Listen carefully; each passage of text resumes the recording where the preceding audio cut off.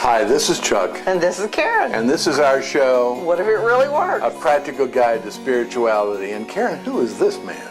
Well, we have had the privilege of meeting Gregg Fraley this week and attending a little creativity workshop that he did for the Austin Creativity Association. So we found him to be interesting, and we feel like that if we find somebody interesting, then you will enjoy them as well. So welcome, Gregg, for coming and sharing your time with us today. Well, it's nice to be here. It's Austin's always a good time. It's a wonderful city. It really is. It really is. So Gregg is a keynote speaker. He is an author. He has been in the television production business. He is a jack of all trades. Maybe that's why you called your book Jack's Notebook, huh? Yeah, I don't know why the main character suggested the name of Jack. I guess it's a name I always liked. Yeah. So he has a notebook out, and we're going to let you tell people about that book, because I think that in our understanding about it, it's a handy tool for anybody to have in their kit. Well, I think so. It's Jack's Notebook is a business novel that describes a framework for complex problem solving and creative use of your own thinking to solve complex problems. And so I had to write it as a story because I think stories are more accessible to people and more emotionally engaging. And I think people learn better and faster when they're emotionally engaged with the story. An interesting thing that I experienced in your workshop the other day had to do with something I'd been trying to figure out for some time, and then all of a sudden I just had as we did the words, I had a real breakthrough at the very end about how to do something that I've been looking at for quite some time. So I want to thank you for that, because it's about the tools that you use, that you help people to explore their inner being, I would say, are something that sometimes they're inside of us. We just have to pull them up. Sure. It's about balancing the right and left brain so that whatever's going on around here that's stirring around, that you can connect into it and pull it out so you can make it useful.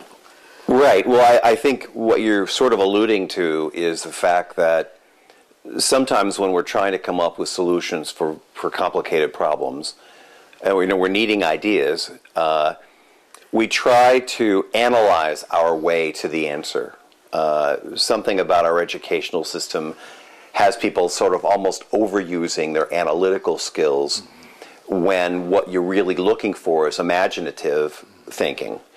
And so when I do exercises like the one I did for the Austin chapter of the American Creativity Association I was just trying to provide a framework where people could be more imaginative and could maybe connect more dots about something they were up to solving or fixing. So I'm glad it worked for you.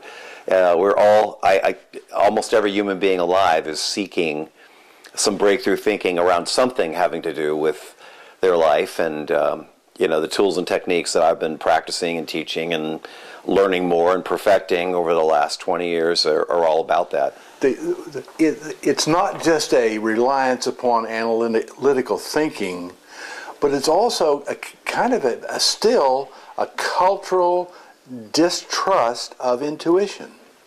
Absolutely. We still don't call it intuition. When we're guys, we call it hunches.